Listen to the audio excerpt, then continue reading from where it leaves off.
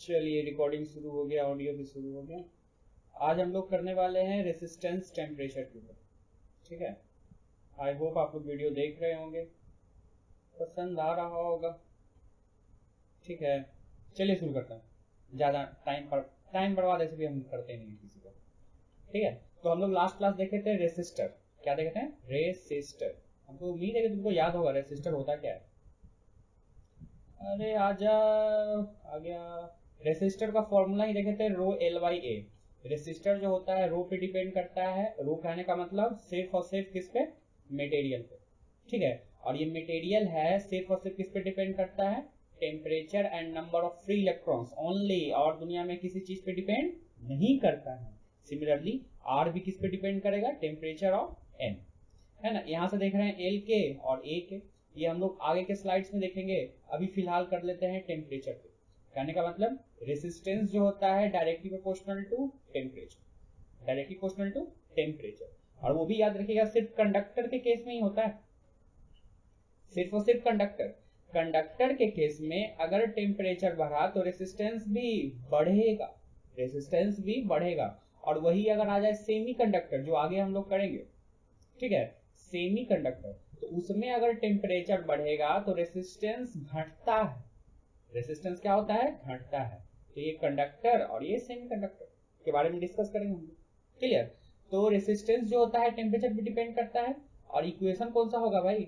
Equation वही होगा जो आप लोग हीट में पढ़े हुए हैं, बहुत बार यूज किए हुए। क्या चीज? देखो, याद करना झटके में। रेसिस्टेंस किसी टेम्परेचर पे बोल रहे हैं, हम हमेशा बोलते हैं फॉर्मूले को लैंग्वेज के रूप में याद रखो। फॉर्मूले को लैंग्वेज के रूप में क्या होता है? रेसिस्टेंस किसी टेम्परेचर पे is equal to initial resistance into 1 plus alpha T, ठीक है। जैसे रेसिस्टिविटी का लिखेंगे तो क्या लिखेंगे? रेसिस्टिविटी किसी टेम्परेचर पे is equal to initial resistivity 1 plus alpha into change in temperature, clear है। वॉल्यूम लिखेंगे तो वॉल्यूम किसी टेम्परेचर पे initial volume into 1 plus alpha into delta T. अब तुम लोग कहोगे सर वॉल्यूम केस में यहाँ पे गामा होता है। अरे कुछ भी लिखो, समझ में आना चाहिए कि जो अल्फा है वो टेम्परेचर कॉफिशिएंट है रेसिस्टेंस का। यहाँ पे जो अल्फा है वो टेम्परेचर कॉफिशिएंट है किसका? रेसिस्टिविटी का, ठीक है। तो दिक्कत, तो यहाँ पे प्लस का साइन रिप्रेजेंट करता है कि टेम्परेचर बढ़ेगा तो रेसिस्टेंस बढ़ेगा और रेसिस्टिविटी बढ़ेगा, क्लियर। रेसिस्टेंस जो होता है रो पे भी डिपेंड करता है, एल पे भी करता है, ए पे भी करता है। पर ये रो जो है ओनली डिपेंड करता है किस पे? टेम्परेचर पे and number of free electron.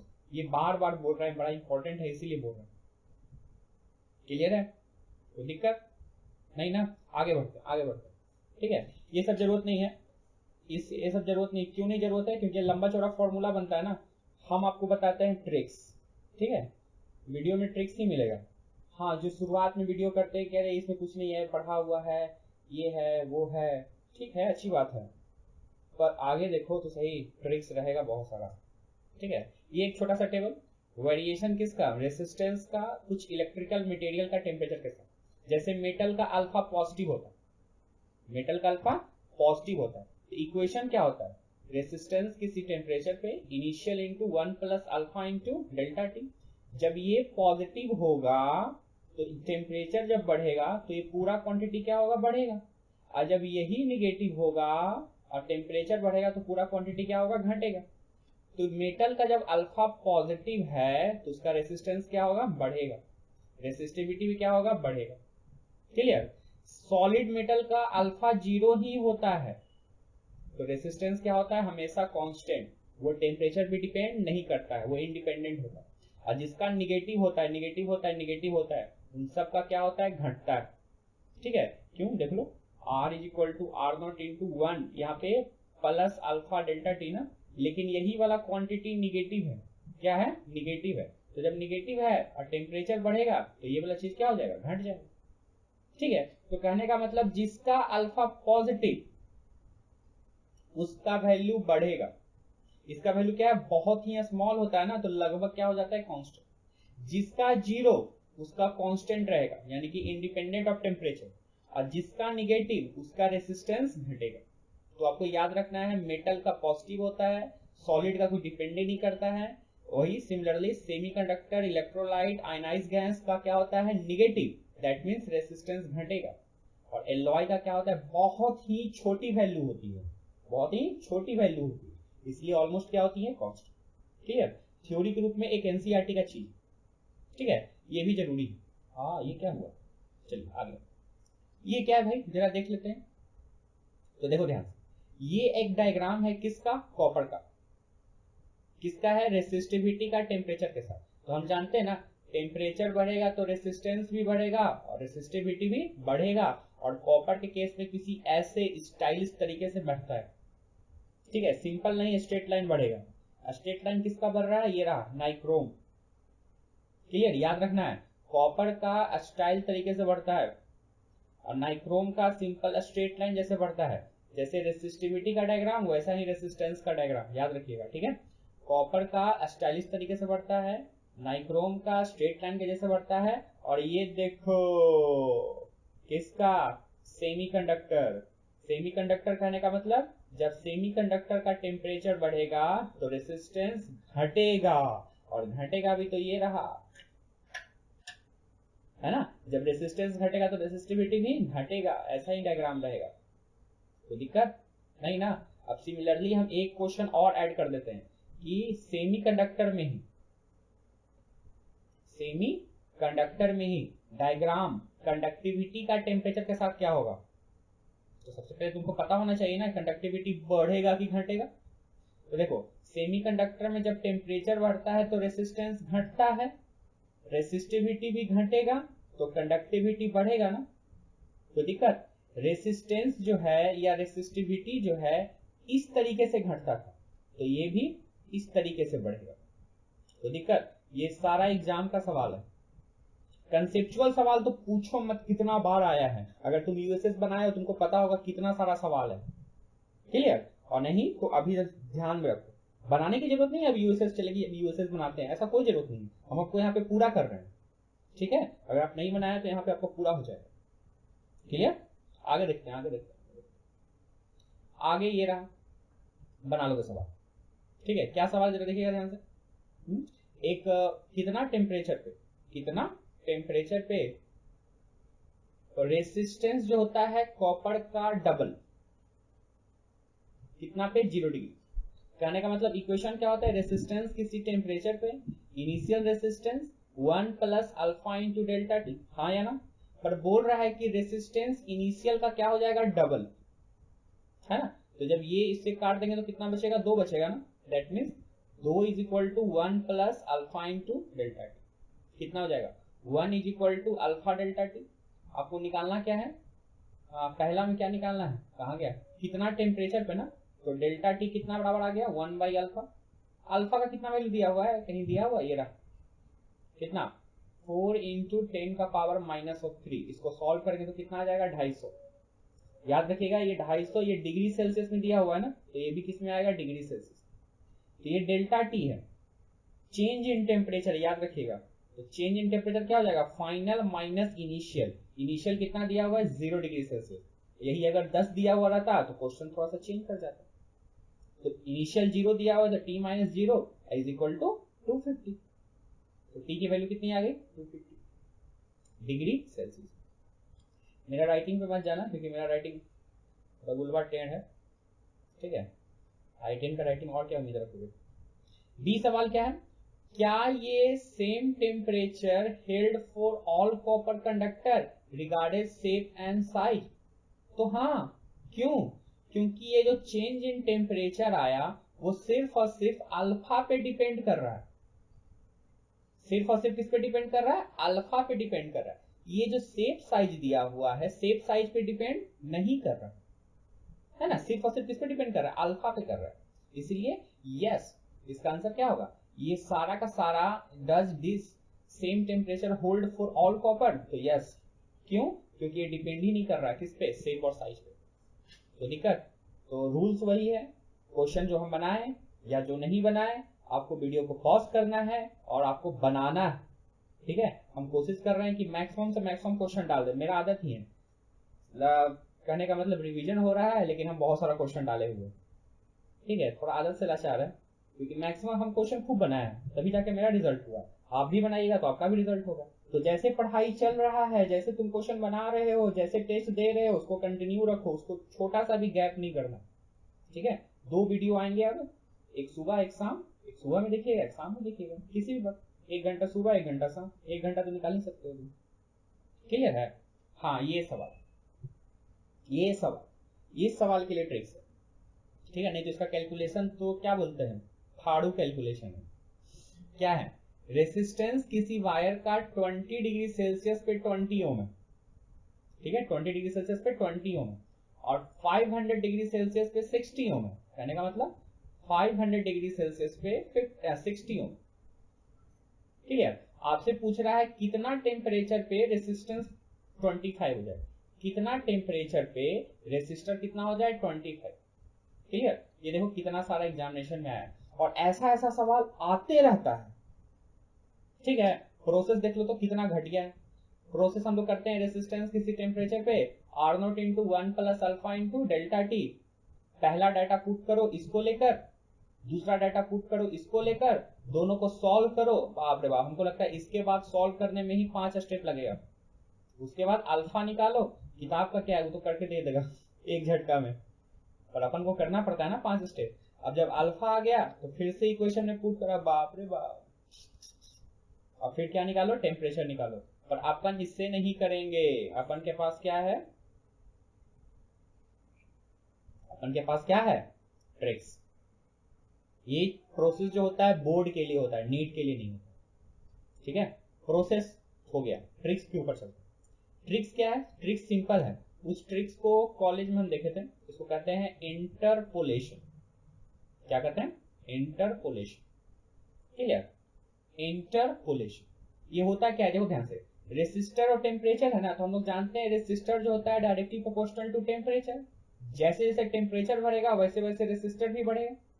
तो दिक्कत, तो आपको ग्राफ एक चीज छोटा सा याद रखना चाहिए, क्या कि रेसिस्टर और टेम्परेचर का ग्राफ कैसा, स्ट्रेट लाइन। आप कहोगे सर नाइक्रोम थोड़े, अरे तो हम ट्रिक्स बता रहे हैं, ट्रिक्स से क्वेश्चन बनाया जाता है, ठीक है। अब ट्रिक्स को प्रूफ करने हम नहीं जा रहे, उस प्रोसेस को कहते हैं इंटरपोलेशन। क्या कहते हैं? इंटरपोलेशन। और इंटरपोलेशन के अनुसार रेसिस्टर जो है टेम्परेचर के डायरेक्टली प्रोपोर्शनल है, और जब इसका स्लोप निकालेंगे तो कितना हो जाएगा, delta R by delta T. Slope क्या होता है, D Y by D X ना। बाई कहने का मतलब ये है, बाई एक्सिस भी है ना, और एक्स एक्सिस पे क्या है, टेम्परेचर, ठीक है। इसकी स्लोप कितनी हो जाएगी, डेल्टा आर, और नीचे में डेल्टा टी, और स्ट्रेट लाइन का स्लोप क्या होता है, कांस्टेंट। बस यही छोटा सा ट्रिक्स, समझे? निकल गया दिमाग से? देखो ध्यान से, कर क्या रहे हैं, कहने का मतलब ट्रिक्स में आपको ये याद रखना है, हम ट्रिक्स का प्रूफ नहीं कर रहे हैं। ट्रिक्स का प्रूफ करेंगे कहाँ, जब पढ़ाएंगे डिटेल में कभी तक, ठीक है। अभी बस ट्रिक्स, ओनली ट्रिक्स, कोई प्रूफ नहीं। तो देखो ट्रिक्स ये कहता है कि जो change in resistor divided by change in temperature, ये पूरी तरह से क्या होती है, कांस्टेंट। क्लियर? 20 डिग्री पे 20 ओम, 500 डिग्री पे 60 ओम, और टी डिग्री पे निकालना है, नहीं सॉरी, टी डिग्री पे 25 ओम, तो वही टी डिग्री निकालना है ना, ठीक है। तो हम क्या करेंगे, पहला ये दोनों में चले, तो डेल्टा आर कितना है 20 और 60, डेल्टा आर कितना है 30, हाँ 40, डेल्टा आर कितना है 40। एक बार फिर से बताते हैं, अपन को करना है delta R by delta T, ये पूरी तरह से क्या चीज, कांस्टेंट, ठीक है। तो पहले हम लोग चलते हैं इसमें और इसमें, कितना होगा, तो डेल्टा आर कितना होगा 60 माइनस 20 कितना 40, डेल्टा टी कितना होगा 500 और माइनस 20 कितना 480। क्लियर है? इज इक्वल टू, अब हम इसमें चल रहे हैं इन दोनों में, तो इन दोनों में डेल्टा आर कितना होगा, तो इसको बड़ा मान लें, इसको छोटा है तो है ही, तो 60 माइनस 25 कितना होता है, 60 माइनस 25 आई थिंक, छोड़ो ऊपर वाला कितना 500 माइनस टी, ये 60 माइनस 25 कितना होगा, ये 5, ये 5 में से तो 35 डिवाइडेड बाई 500 माइनस टी। ये कैलकुलेशन आसान है, ठीक है। एक जीरो से एक जीरो, 12 4 जा 48, कितना आ गया 1/12 is equal to 35 divided by 500 minus T. अब इसको कैलकुलेट करके टी निकाल लो, ये आसानी से बन जाएगा, ठीक है। क्रॉस मल्टीप्लिकेशन करेंगे तो कितना आएगा 500 minus T is equal to 12 into 35। पीछे वाला से तो आसान कैलकुलेशन, यहाँ से बस आपको क्या निकालना है, टी। तुम कैलकुलेट करो, आंसर तुम्हारा आएगा। इससे एक क्वेश्चन भी गलत नहीं हुआ, आज तक गलत नहीं हुआ। क्लियर है? तो दिक्कत, तो कहने का मतलब क्या, कहने का मतलब हमको प्रोसेस से 50 प्रकार का कैलकुलेशन नहीं करना है। नहीं तो सोचो तो इसको जब कैलकुलेट करेंगे तो क्या बोलते हैं, हालत खराब हो जाएगा। उससे अच्छा ना है कि बस सिंपल सा एक कैलकुलेशन 12 इंटू 35 कर लोगे, या हम ही करें, कर लोगे, हम जानते हैं दोनों से आंसर सेम ही आएगा। ठीक है, एक और क्वेश्चन देखते हैं। ये क्वेश्चन क्या है, दिया हुआ है 10 डिग्री सेल्सियस पे 10 ओम, 50 डिग्री पे 10.1 ओम। तो आपसे पूछ रहा है 200 पे कितना रेसिस्टर होगा। ठीक है, तो प्रोसेस भी अपना सकते हो, पर एग्जामिनेशन में समय बचाना रहता है। तो हम लोग क्या करेंगे, delta R by delta T, ये पूरी तरह से क्या होती है, कांस्टेंट। तो दिक्कत, डेल्टा आर, तो सबसे पहले इन दोनों में चले, तो डेल्टा आर कितना 10.1 और माइनस 10 मतलब 0.1 डिवाइडेड बाई टेम्परेचर कितना 50 और माइनस 10 दैट मीन्स 40। तो दिक्कत, और फिर डेल्टा आर, तो इन दोनों में ही चले। हमको लगता है इसको और इसको में चलना फायदा रहेगा, क्यों, क्योंकि कैलकुलेशन आसान हो जाएगा। इसका रेसिस्टर आर मान लें, तो कितना हो जाएगा आर माइनस 10, डेल्टा आर निकालना है। और टेम्परेचर कितना होगा 200 और माइनस 10, कैलकुलेशन आसान करने के लिए हम उसको लेके चल रहे हैं। 200 और माइनस ऑफ, कैलकुलेशन हो जाएगा। ये हमको लगता है ये हो जाएगा 1/400। तो दिक्कत, ये कितना r माइनस 10, आइए 190, काट छाट कर दो, है ना, cross multiplication 90 is equal to 40 into R minus 10। ये कितना होगा कैलकुलेशन, कैलकुलेशन कर लोगे। एक कैलकुलेशन हम करते हैं, कितना होगा, इधर 19 है और उधर कितना हो जाएगा 40r और माइनस 400। तो दिक्कत कितना आ जाएगा, ये 400 इधर कर दें तो कितना आ जाएगा 419 is equal to 40r। r का मान कितना आ गया 419 डिवाइडेड बाई 40। अप्रॉक्स कैलकुलेशन तो करने में हम लोग माहिर होंगे ना। 419 को क्या लिख देते हैं 420, हाँ 420, 420 मेथड नहीं है, याद रखना, इससे सारा क्वेश्चन बनता है। नीचे में कितना 40, 0 से 0 मर गया, 2 2 जा 4 और 21 और 2/21 कितना होता है लगभग 10.5 ओम। टास्क से आंसर है। इसमें कहीं भी कैलकुलेशन तुमको नहीं मिलेगा, हालांकि इसमें कैलकुलेशन भरमार है, इसलिए ये मेथड हम ज्यादा प्रीफर नहीं करते। बोर्ड वालों के लिए बताते हैं, हम भी ये बताते हैं, ऐसी बात नहीं कि हम छोड़ देते हैं, पर जिसका ट्रिक्स है भाई ट्रिक्स ही चलेगा। तो दिक्कत नहीं ना, अरे हाँ कि ना, ऑडियो तो रिकॉर्ड हो रहा है। ये क्वेश्चन तो देखो, क्या है क्वेश्चन, बनेगा, हाँ ये बन जाएगा। देखो क्या दिया हुआ है, रेसिस्टर 2 वायर का ए और बी 20 डिग्री पे कितना है 3 और 4, कितना टेम्परेचर पे दोनों का रेसिस्टर इक्वल। तो बस सिंपल फॉर्मूला लगाओ, रेसिस्टर दोनों का क्या हो गया सेम, तो फॉर्मूला क्या होगा इसका R0 into 1 plus alpha into delta T, और उसका भी कितना होगा R0 into 1 plus alpha into delta T. ये ए का और ये किसका बी का। ए का बताओ तो इनिशियल टेम्परेचर, इनिशियल रेसिस्टर कितना है 3, 1 प्लस अल्फा दिया हुआ है, रहने दो अभी, into delta T, delta T कितना हो जाएगा टी और माइनस 20। क्यों 20, क्योंकि इनिशियल टेम्परेचर कितना दिया हुआ था 20। Clear, is equal to R0, B का R0 कितना है 4, है ना, और 1 प्लस अल्फा, अल्फा दिया हुआ है, इंटू डेल्टा टी कितना हो जाएगा वही टी माइनस 20। दोनों को सॉल्व कर दो, टी का मान निकाल दो। ठीक है, कैलकुलेशन आपको करना है, आपको बनाना पड़ेगा। क्लियर है, हम आगे बढ़ रहे हैं, आगे बढ़ रहे हैं और छोटा सा और ट्रिक्स निकलेगा। क्या निकलेगा ट्रिक्स वो समझिए। ये रहा, दो रेसिस्टर है, टेम्परेचर कोफिशिएंट अल्फा 1 और अल्फा 2, दो रेसिस्टर है, एक ये रहा और एक ये रहा, ये 1 और ये 2। इनिशियल रेसिस्टर R1 और R2 है 0 डिग्री पे, इक्विवेलेंट निकालना है, इक्विवेलेंट टेम्परेचर कोफिशिएंट निकालना है, इक्विवेलेंट रेसिस्टर नहीं निकालना है, इक्विवेलेंट टेम्परेचर कोफिशिएंट निकालना है। अगर रेसिस्टर को कनेक्ट करेंगे सीरीज में, इसमें सीरीज में जानते हो एक ऐसे आएगा और एक ऐसे आएगा ना, तो अल्फा इक्विवेलेंट निकालना बहुत आसान। कैसे निकलेगा देखो, कुछ करना ही नहीं है, ठीक है। सीरीज में सीरीज वाला याद रखेंगे, पैरेलल में पैरेलल वाला याद रखेंगे, ठीक है। ब्लैक स्क्रीन कर लेते हैं और ट्रिक्स से फटाक से बनेगा। ट्रिक्स क्या है, इसका फॉर्मूला ही तुमको याद कराता हूं। सीरीज में अल्फा इक्विवेलेंट निकालना है तो क्या करेंगे, summation of R alpha, summation of R alpha divided by summation of R. कहने का मतलब R1 alpha 1 plus R2 alpha 2 divided by R1 plus R2, है ना। जैसे सेंटर ऑफ मास के फॉर्मूला याद करवाए हैं, परफेक्टली इन इलास्टिक कोलिजन में फॉर्मूला याद करवाए, उसी के जैसा तो है। 3 रेसिस्टर रहता तो क्या होता, R1 alpha 1, R2 alpha 2, R3 alpha 3 और divided by R1 plus R2 plus R3। तो कष्ट ये याद हो जाएगा, याद हो गया हमको लगता है। चलिए दूसरा में क्या था, पैरेलल। पैरेलल में मतलब क्या, ऐसे ही होता है ना। तो पैरेलल में अल्फा इक्विवेलेंट कैसे निकालेंगे, ये भी बहुत आसानी से। कैसे, समेशन ऑफ अल्फा बटा आर, 1 बाई आर क्यों किए, क्योंकि पैरेलल में भाई आर इक्विवेलेंट वैसे ही होता है ना, 1 बाई R1 और 1 बाई R2, ठीक है। और नीचे में कितना हो जाएगा, summation of 1 by R. Clear, क्या हुआ, समेशन ऑफ अल्फा बटा R divide by summation of 1 बटा आर। 2 रेसिस्टर है तो अल्फा इक्विवेलेंट कैसे लिखेगा, जरा ध्यान से देखिएगा, अल्फा 1 बटा R1 और अल्फा 2 बटा R2, और नीचे में क्या हो जाएगा, 1 by R1 plus 1 by R2। 3 रहता तो क्या लिखते हैं, अल्फा 3 बटा R3 और नीचे में क्या कर देते हैं, 1 बाई R3, है ना। 3 रहे 4 रहे, आप कर सकते हैं। अगर अगर अगर नया नया चीज सीखो, फिर से अल्फा इक्विवेलेंट तुम लिख सकते हो।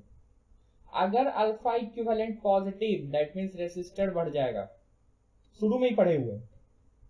अगर अल्फा इक्विवेलेंट निगेटिव तो आर इक्विवेलेंट क्या हो जाएगा, घट जाएगा। ये तो शुरू में ही पढ़े हुए, कोई दिक्कत, ठीक है। जो चीज नहीं जानते उसको नोट करते चले जाइएगा, ठीक है, और कंप्लीट करते चले जाइएगा। और जैसे आपका शेड्यूल चल रहा है उसको कोई चेंजमेंट नहीं करने वाले, ठीक है। और हम वैसे टीचर नहीं हैं जो आपको बताएं 30 दिन में कैसे 600 नंबर लाया जाए, क्योंकि आप जो साल भर पढ़े हैं ना उसी में आपका नंबर आएगा। जब साल भर नहीं पढ़े तो 1 महीना पढ़ के क्या हो, कुछ नहीं होगा। मेरा खुद 18 महीना पढ़े थे तब जाके IIT हुआ, ठीक है। हम तो फाउंडेशन बैच के थे।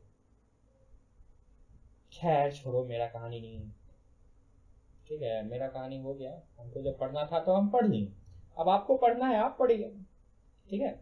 बस रिजल्ट निकालिए, सब कुछ भी हो जाए, पहला प्रायोरिटी अपना रिजल्ट, पहला प्रायोरिटी सिर्फ अपना रिजल्ट। दुनिया जाए भाड़ में, क्लियर, दुनिया जाए भाड़ में, अपने को क्या है, सिर्फ रिजल्ट। मतलब तुम्हारा एम होना चाहिए सिर्फ रिजल्ट। देखो सवाल क्या है, 2 different conductor same resistor 0 degree पे, अच्छी बात है, 0 डिग्री पे सेम है। अगर दोनों को पाया गया रेसिस्टर फर्स्ट कंडक्टर का T1 डिग्री सेल्सियस पे इक्वल है, रेसिस्टर दूसरे का T2 डिग्री सेल्सियस पे, वाह वाह वाह वाह, मतलब रेसिस्टर पहले का और दूसरे का किसी टेम्परेचर पे सेम निकला, है ना। पहले का T1 और दूसरे का T2 टेम्परेचर पे, इसका कितना होगा, R0 into 1 plus alpha 1 T1, इसका कितना होगा, R0 into 1 plus alpha 2 into T2। बोल रहा था ये पहले वाले का टेम्परेचर T1 पे जो रेसिस्टर आया इतना सारा, वही रेसिस्टर T2 टेम्परेचर पे दूसरे का, ये दोनों सेम टू सेम, दोनों क्या है, सेम टू सेम। और इनिशियल रेसिस्टर तो सेम दिया हुआ ही था, देखो तो दिया हुआ, equal resistor at 0 degree Celsius. Cut गया, क्या बचा, 1 plus alpha 1 T1, 1 plus alpha 2 T2। हमको लगता है 1 से 1 भी मर जाएगा। आपसे पूछ क्या रहा था, अल्फा 1 बाई अल्फा 2 कितना आ गया, T2 बाई T1, ठीक है। दैट मीन्स एक रिजल्ट क्या, अल्फा जो होता है इनवर्सली प्रोपोर्शनल टू टेम्परेचर, यानी तो दिक्कत कहां से ऐसा सीखे थे, तो ऐसा यहां पे सीख चुके हैं। अरे इधर आ जा, यहां पे हम लोग ये सीख चुके हैं, ठीक है, कि जो टेम्परेचर डिफरेंस होता है inversely proportional to 1 by alpha, वही तो यहां लगा। अगर उसको ट्रिक्स बनाते हैं तो यहाँ पे एक ट्रिक्स बन गया। क्या ट्रिक्स बना भाई? तो ट्रिक्स बना बड़ा ही सिंपल कि अल्फा टेम्परेचर जो होता है इनवर्सली प्रोपोर्शनल टू अल्फा। तो अगर हमको निकालना है अल्फा 1 बाई अल्फा 2, तो 1 वाले का टेम्परेचर नीचे और 2 वाले का टेम्परेचर ऊपर। तो हर क्वेश्चन के लिए ट्रिक्स तो है ही, अब यही है कि तुम कितना उसको कैच करते हो। ठीक है, कितना तुम उसको कैच करते हो। आगे देखते हैं, अगला क्या है? Resistivity, conductivity, conductance. ये सारा टेम्परेचर पे डिपेंड करता है। टेम्परेचर और नंबर ऑफ फ्री इलेक्ट्रॉन्स पे ही तो करता है। क्लियर? ये रेसिस्टिविटी या फिर कंडक्टिविटी, ये सब डिपेंड करता है किस पे? टेम्परेचर पे और किस पे? Number of free electrons per unit volume. ठीक है, ये कंडक्टेंस क्या है? कंडक्टेंस को S से लिखो या फिर C से लिखो। ये क्या है? 1 बाई रेसिस्टेंस। क्लियर?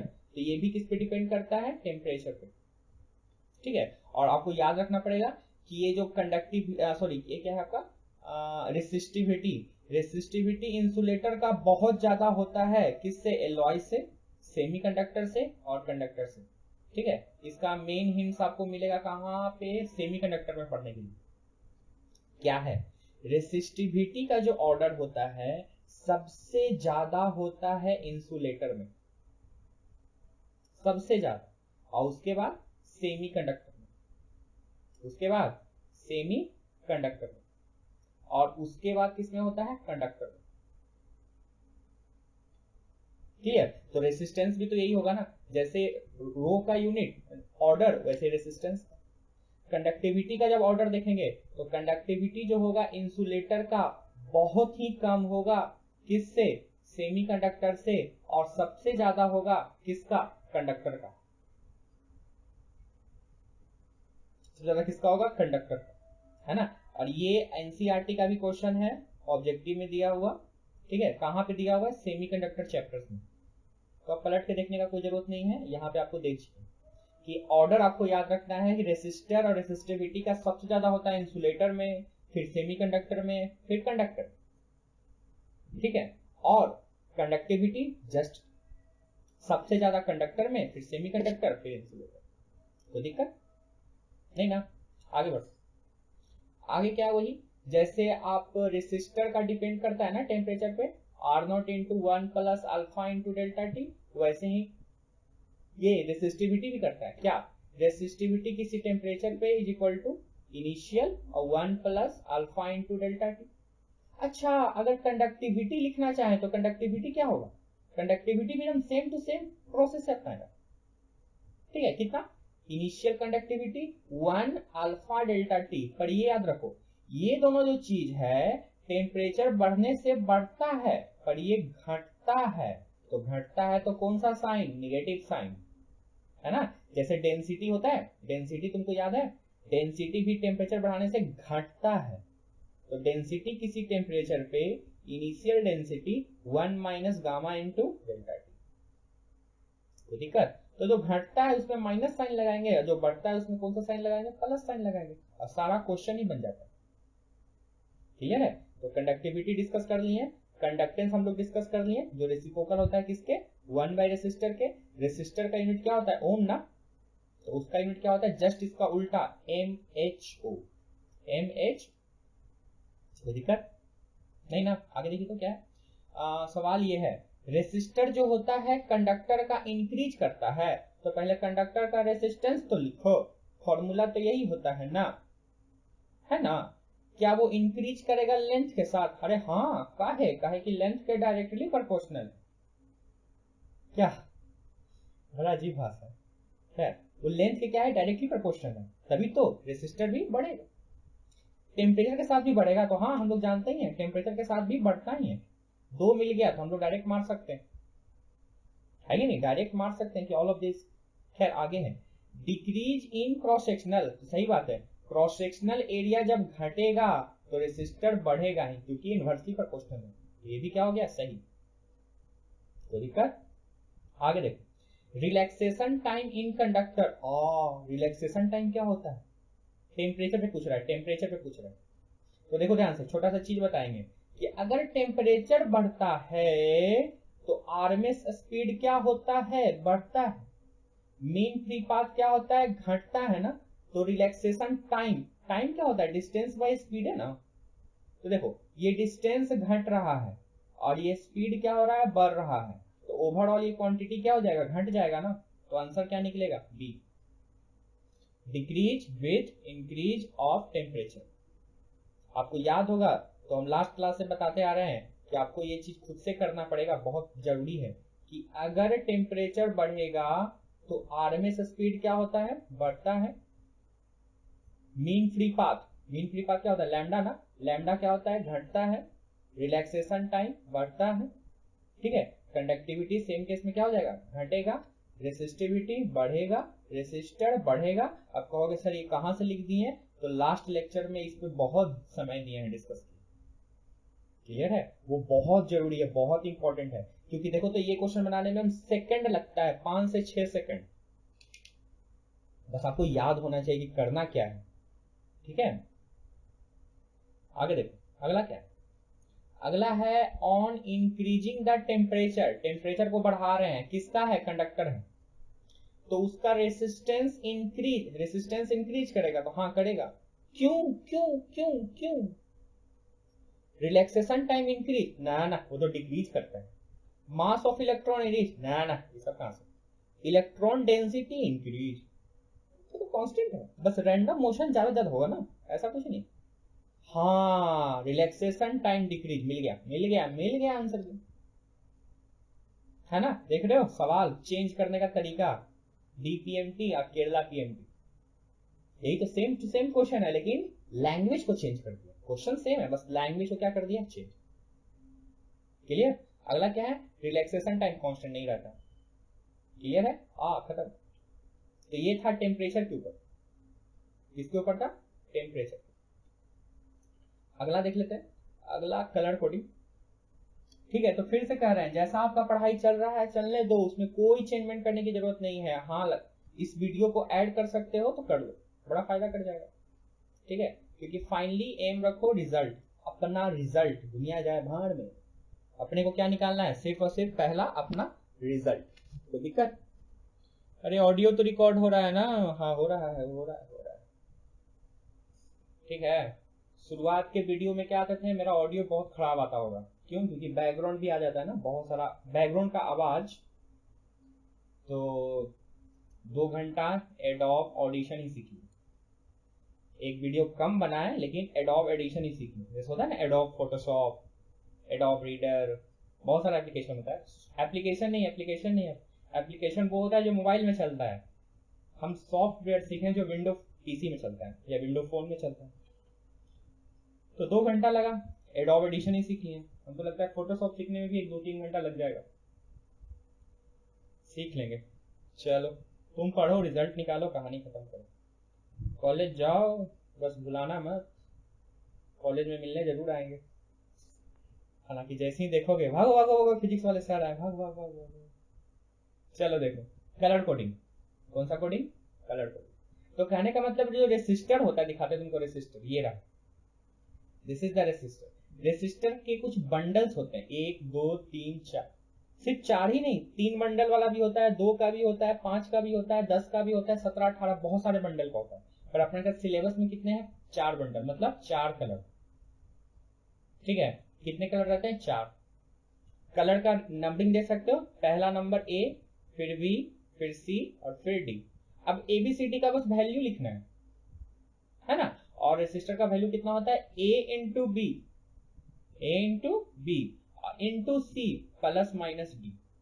जा ये क्या लिख दिए सर, देखो ध्यान से, ए बी मल्टीप्लायर है, ए बी क्या है, मल्टीप्लायर कहलाता है, और सी को पावर कहते हैं, जो 10 का पावर में होता है उसको क्या कहते हैं, सी, और plus minus D, D is the tolerance limit, D is the tolerance limit, वो परसेंटेज में होता है, जैसे मान लेते हैं डी का वैल्यू 10% है, दैट मीन्स वो जो रेसिस्टर दिया हुआ है वो 10% ऊपर नीचे है ना, रेसिस्टर का वैल्यू अगर मान लेते हैं 100 है, तो वो 100 का 10% कितना हो गया, 10, दैट मीन्स वो रेसिस्टर अच्छे से काम करेगा 110 पे भी और 90 पे भी बहुत अच्छे से काम कर सकता है। तो this is the tolerance limit, और जिसका टॉलरेंस लिमिट बहुत ज्यादा अच्छा होता है ना, वो रेसिस्टर क्या, वो हर चीज हमारे लिए बहुत अच्छी बात है, और जिसका टॉलरेंस लिमिट 0.1 है ये बेकार है। किसी का टॉलरेंस लिमिट 1 है, थोड़ा सा तो अच्छा है, किसी का टॉलरेंस लिमिट 10 है तो बहुत अच्छा है ना। देखते हैं कैसे निकालते हैं। तो आपको नंबरिंग याद रखना पड़ेगा, ये नंबर है ए और बी का, है ना, और मल्टीप्लायर कौन सा होता है, सी। ये एग्जैक्टली एनसीईआरटी से लिए, क्योंकि एनसीईआरटी भाई एनसीईआरटी। और टॉलरेंस लिमिट को किससे, डी से।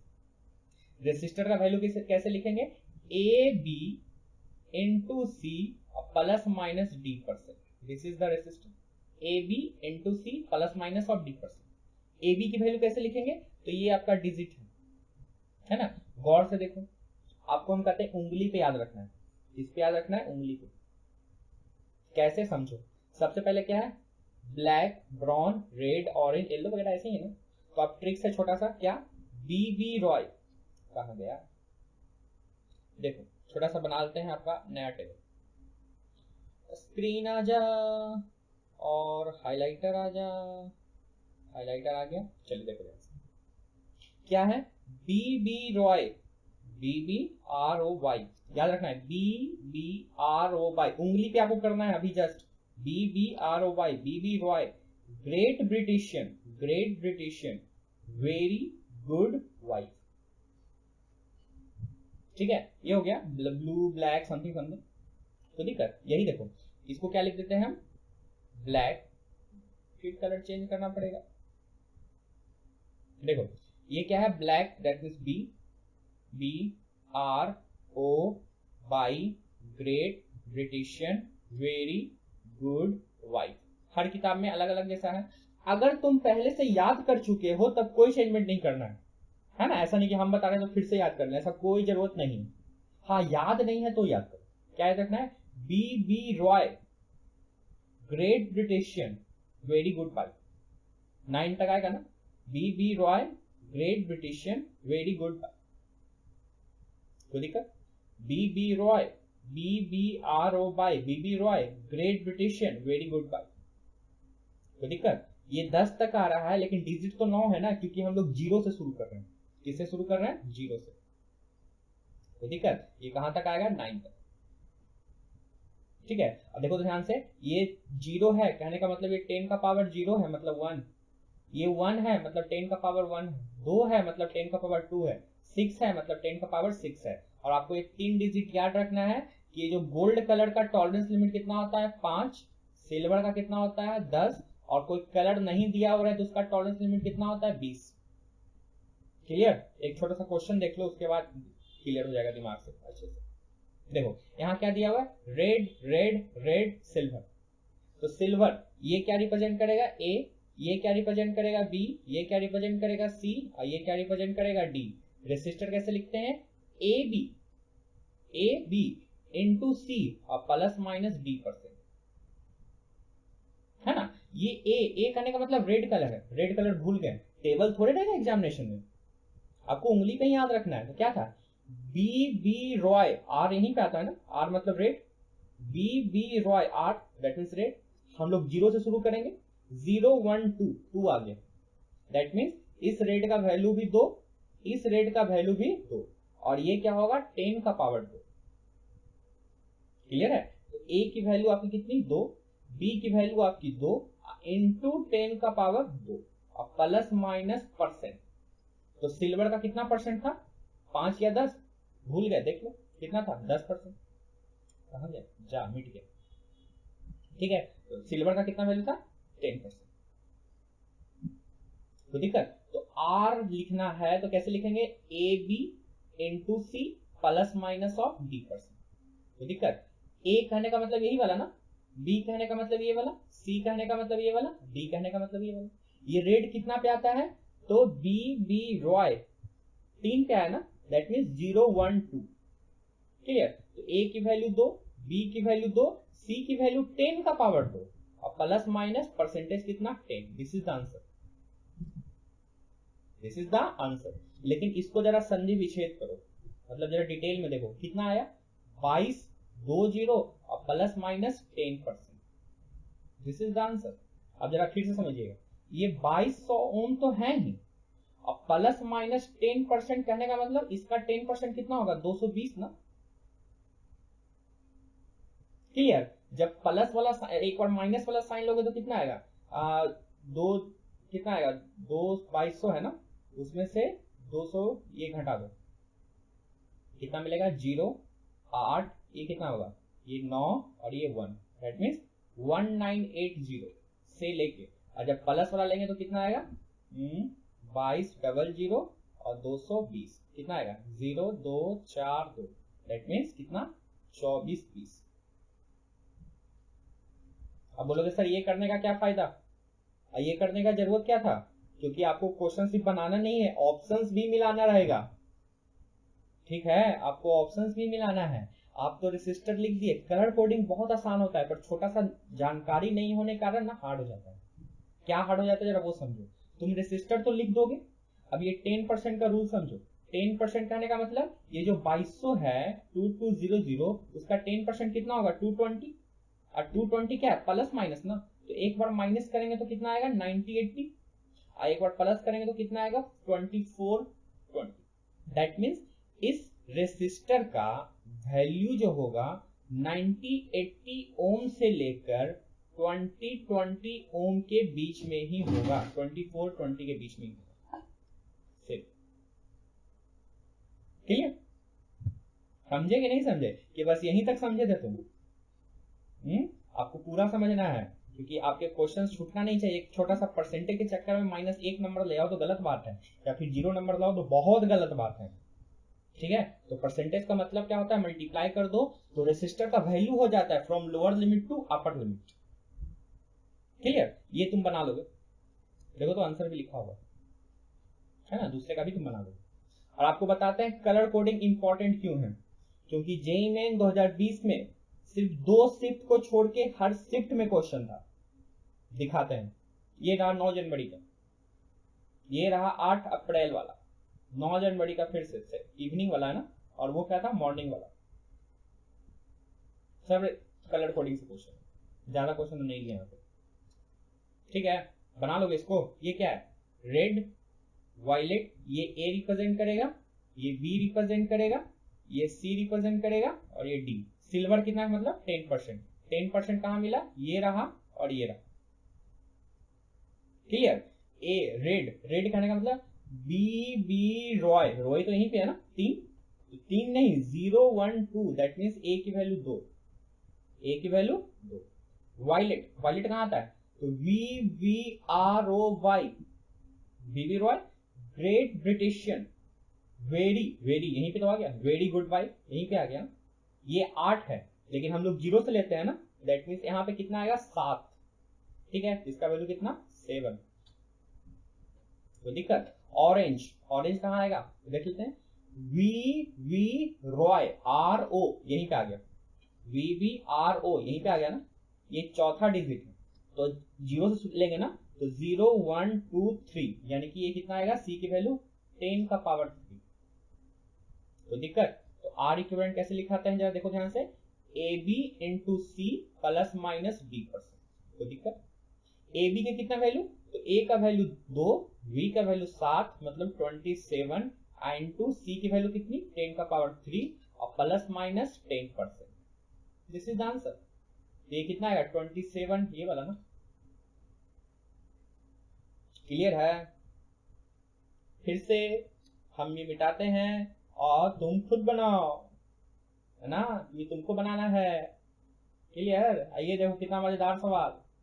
क्या सवाल है, 200 रेसिस्टर है, वाह वाह वाह वाह, सर्टेन कलर कोड, कुछ होगा, कलर कोड कुछ होगा, अगर हम रिप्लेस कर दें रेड कलर को किससे, ग्रीन से। अब हमको पता ही नहीं है कि रेड क्या है, तो ध्यान से देखो, वो जो रेसिस्टर लिखा हुआ है 200, बी बी रॉय 3 ना, मतलब 2 आता ना, मतलब यही वाला पोजीशन होगा रेड का।